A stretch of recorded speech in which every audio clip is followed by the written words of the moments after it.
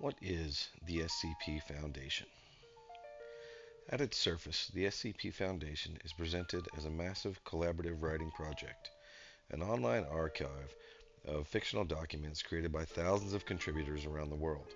It began in the late 2000s as a series of short, clinical horror entries posted on internet forums, each describing an anomalous object, entity, or phenomenon in a cold, scientific tone. Over time, it evolved into something far more complex, a sprawling database of reports, internal memos, containment procedures, and operational files, all formatted as if they were real classified documentation. The premise is simple. The SCP Foundation is a secret organization tasked with locating, containing, and studying anomalies, things that defy the known laws of reality. These anomalies are cataloged as SCPs, each assigned a number and a classification based not on how dangerous they are, but on how difficult they are to contain. Safe, Euclid, and Keter are not measures of threat, they are measures of control. What makes the project unique isn't just the creativity of its ideas, it's the tone. Every entry reads like a real report. Procedures are outlined in detail, risks are calculated, information is redacted. The language is clinical, detached, and precise. There is no exaggeration, no dramatic storytelling, only documentation. And that's what makes it feel real. The structure of the Foundation. Within its own narrative, the Foundation is not a small organization, it is global. It operates beyond governments, beyond oversight, and beyond public awareness. It maintains a vast network of secure facilities known as sites and areas, scattered across the world. Some are hidden beneath cities, others are buried deep underground, located in remote wilderness, offshore installations, or embedded within civilian infrastructure. Each site is built with a specific purpose in mind. Site 19 is one of the largest and most critical containment facilities in operation. It houses hundreds of anomalies, ranging from harmless objects to entities requiring constant monitoring and layered containment systems. The site is structured almost like a city.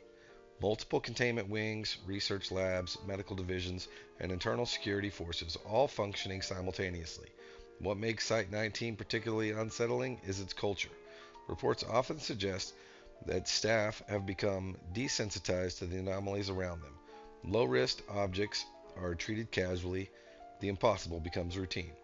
Site 17, by contrast, is designed around humanoid containment. It functions as a controlled environment where entities that resemble humans, sometimes closely, sometimes not, are housed, studied, and managed.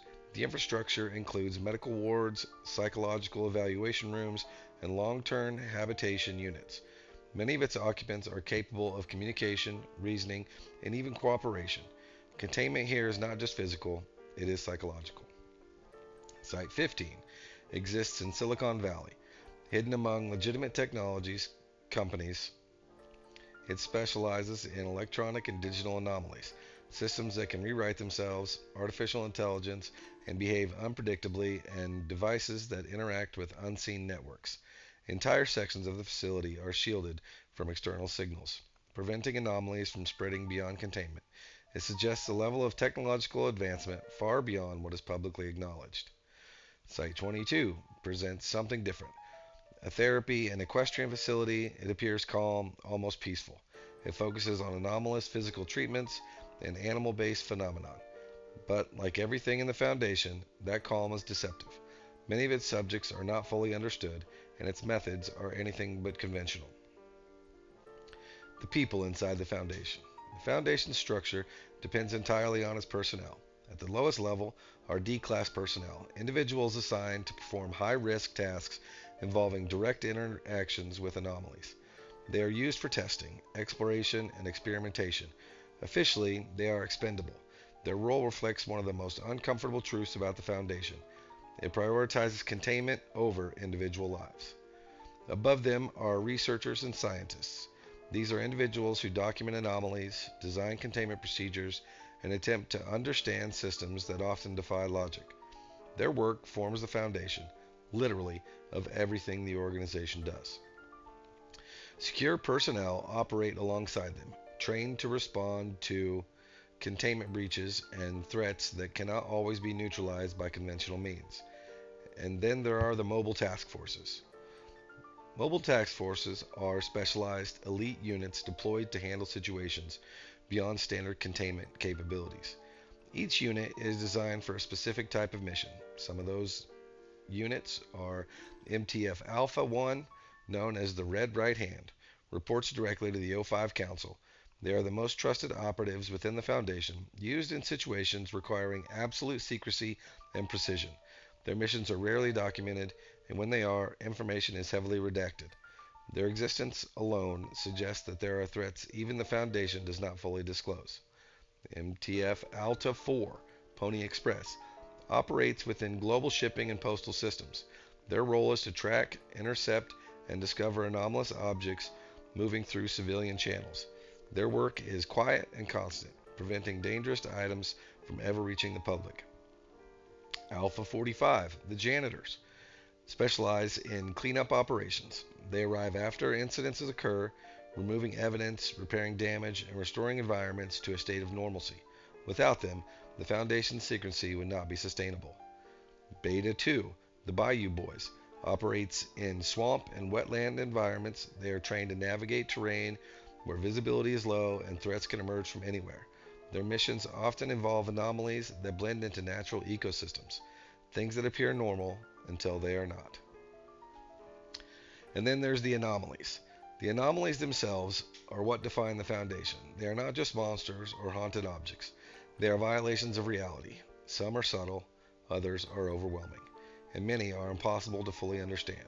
One example is SCP-3007, a location rather than an object. It is an alternate reality accessible through a fixed point.